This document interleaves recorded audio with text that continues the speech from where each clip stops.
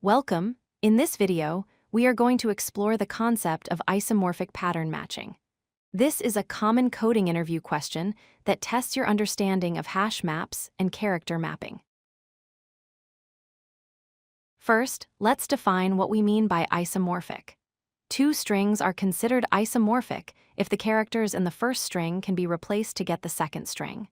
The key rule here is that there must be a consistent, one-to-one mapping between every character.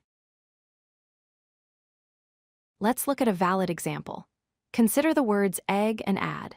Here, the letter E maps to A and the letter G maps to D. Since every character maps consistently, these strings are isomorphic. Now, let's see a case that fails. Take the words foo and bar. The first O would map to A, but the second O would need to map to R. A single character from the first word cannot map to two different characters in the second word. This is invalid. Here is another tricky invalid case. Consider mapping a B to a while it could map to a B. Also trying to map to a creates a conflict. Two different characters from the source cannot point to the same character in the destination. Mappings must be unique in both directions. To summarize, there are two strict rules. 1. Every occurrence of a character must map to the same target character. 2. No two distinct characters can map to the same target character. This is why we call it a one-to-one relationship. The best strategy to solve this is to use two separate hash maps. The first map tracks the relationship from string S to string T, ensuring rule number 1. The second map tracks the relationship from string T back to string S, ensuring rule number 2. We need both to guarantee full consistency. Here is the logic in pseudocode. First, if the strings are different lengths, they cannot be isomorphic.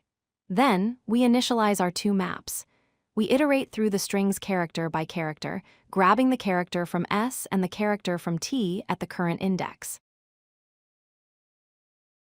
Inside the loop, we perform our checks. If the character from S is already mapped, we verify it maps to the current character in T. If not, return false. We do the exact same check in reverse using the second map. If both checks pass, we save the mapping and continue. This solution is very efficient. The time complexity is big O of n because we process each character exactly once.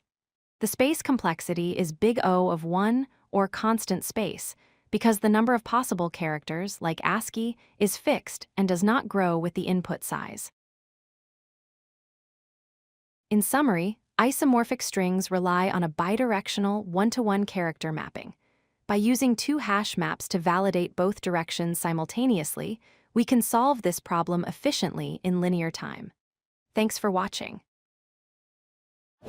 If you like this video, hit that like button and don't forget to subscribe.